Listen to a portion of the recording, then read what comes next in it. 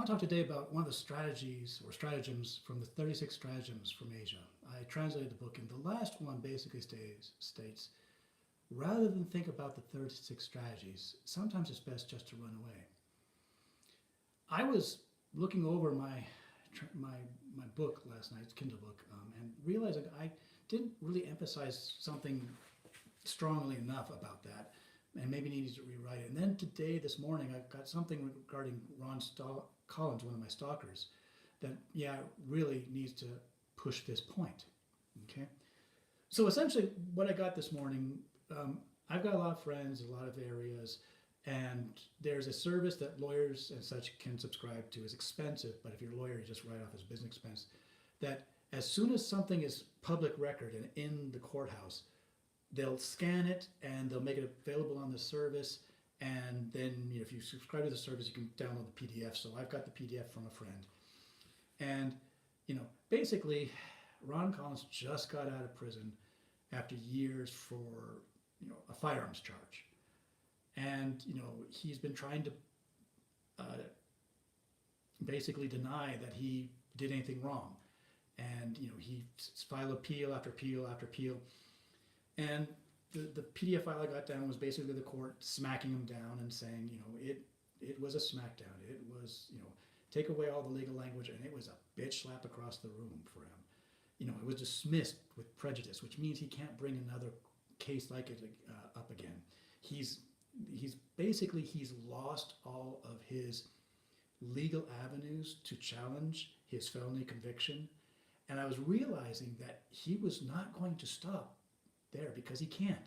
And he's going to go on and do something else, and that something else is probably going to have him end up in jail or worse, because he can't walk away. He can't cut his losses. Let me give some backgrounds for those of you who don't know it. It was like close to 10 years ago, I think, that they found kiddie porn on his laptop. Yeah, this guy's a real winner. And it's not only that, I can point to other things that basically would not let any young girls near him, if possible. But anyways, so they arrest him, but they release him on his own recognizances leading up to the trial. He decides it's a good idea to post a picture of the arresting officer, the house, and talk about how easy it would be for someone like him to slip through the windows and slit their throats and all that, and then make demands that the charges be dropped and his laptop be returned to him and all that. And he thought that he could phrase it in such a way that they would capitulate and give in, and they couldn't actually charge him with making a terrorist threat. And he was wrong. Boy, was he wrong. So they bring him in. And this time they give a psychological evaluation, and they find that he's nuttier than squirrel turds. So basically, they don't charge him for making terrorist threats. They don't charge him for kiddie porn in the end. They just send him to a mental hospital, I think, for like a year and a half. Okay, and that's important because like a little over 4 years ago, nearly 5, I think, he decides it's a good idea because he was like really down. He'd just been humiliated, shown for just how little he knows, how cowardly he is, and all that.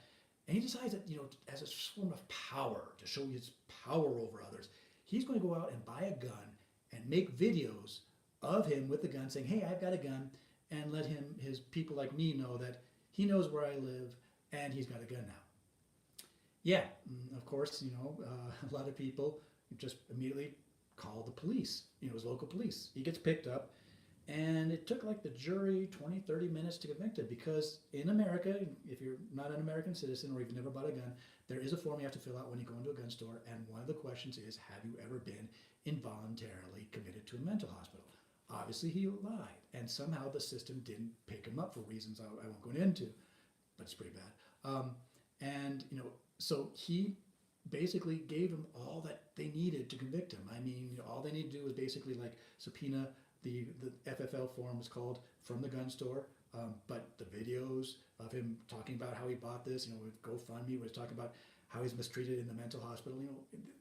It was an open shut case. But again, he really can't say that he lost. You know, he's been fighting this, and I've wrote him a Christmas letter with very honest advice, saying, give this up, Ron. You've got time in prison. You can use it to improve yourself. You can learn a skill. You can, become a better person through just studying. Because that's what I thought about it once. What would happen if, I met the guy that invented the robocall? Well, I'm not too sure about the specifics, but I probably would end up in prison for it. What would I do then? Well, if I got out, I thought, okay, I'm going to improve myself as much as I can. I'm going to get books sent to me from Amazon, study them, learn them, not just in specific skills. You can learn auto repair and stuff like that behind bars, but things like art appreciation, things that improve you as a person. That's what he could have done. He could have come out of prison better than he went in, but he didn't. He spent all of his time, appeal after appeal, on various things. He would try to go after the DA and sue her personally, and everyone was saying, no chance. And of course, no chance. The Supreme Court turned down the case. He did it all the way there. He could not give this up, and just like he can't give this up, he basically wasted all that time he could have used. And not just that. I mean, he's lost and lost and lost all through his life. He's in his 40s now, never been married, never had children, never had any type of accomplishment, because he keeps trying to win battles that were already lost, and he never walked away. And this is the thing about the 36 stratagem that I want to talk about is, when do you walk away from a situation? Admit, okay, I can't win. I can't go any forward. There is no benefit to me. I can't gain anything from continuing this situation. And you just walk away. And it sounds easy, but we've all seen it in other people, and if we're honest, in ourselves. We all probably know or have been the person that dated someone that was absolute scum, but we didn't let them go. I've been with them 9 months. I can turn them around. They'll change. They just have to see. Instead of just realizing, no, they were fooling you all along. Now you see the real face, and you don't like it, but you don't want to admit that this time and effort you put into the relationship was a waste. You don't take lessons from it. You just try to double down. That's what Ron kept doing. He kept trying to, double down and losing bigger and bigger and bigger. Stock market. Plenty of people get in the stock market. All of a sudden, a fundamental about the stock changes. And, again, fundamental, something about the stock changed. Not just a temporary blip because of opinion or anything like that. Something about the stock changed, and they lose money. And they figure, okay, well, no. They convince themselves, no. Okay, this is just temporary. It come back. I'll sell when it's a little bit above what I paid for it. And of course, it never happens, right? So yes, this stratagem is not just for military. It's also for, human relationships, for, stock market, all that. Think about it. It's hard to admit that you lost. And for someone like Ron, who literally is a malignant narcissist, that's what one of the things that he has problems with. He always got to think good about himself. And so think of himself as someone who's a loser, someone that's dumb, that basically thought that he could get away with threatening a police officer. He can't admit that. He can't admit he lost. He can't admit that he's less than some sort of super genius. And as extreme as he is, it's a good example for people to just say, okay, what little part of that is in me? What can't I give up because I don't want to admit that I lost, that all the time I put into something is wasted, that I could have gone out and done something else with this. And it's pretty insidious. I mean, it's not going to be clear cut. I mean, this whole thing about running away rather than doing the 36 stratagem isn't going to be when like 5 guys suddenly start walking towards you with, blood in their eye on the street. No, it's when you're engaged, when you've already got some sort of ego or money or something involved, that it's going to be a loss, that you're going to be saying, I was a fool to do this. And that's the danger. And it takes study. And I'm thinking that maybe this was at the last part of the book that I really mainly relied on, Not just because, it mentioned all the other 36 strategies, but because this is the one that really takes the ability to know yourself and look at yourself objectively and realize, oops, I'm just making things worse. I can't make this better. The best thing for me is to walk away. And, again, sometimes it just does take a little bit more effort.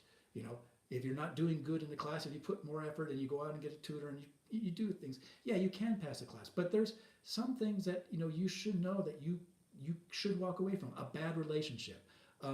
Me, I'm never going to be a fashion model. I'm not going to be an Olympic sprinter. I'm not going to be a famous singer. Fortunately, that my self-image doesn't revolve around that. Does your self-image, false self-image, revolve around? Because again, you're looking at someone like Ron Collins, who's got this image of himself as a super genius, ninja, fighter, freedom fighter and all this thing. He can't give that up. So really it starts with knowing what you are and then being able to give things up in the pursuit of something else. And an objectiveness about your chances and what's going on that really is difficult and needs to be strengthened, studied, made part of yourself. So it's not easy, but there's a lesson, and as sad as the life of Ron Collins is, looking at it, there is a lesson we can all take from it and learn from. Thank you very much. I hope you got something out of this, and I hope I can learn how to turn this thing off.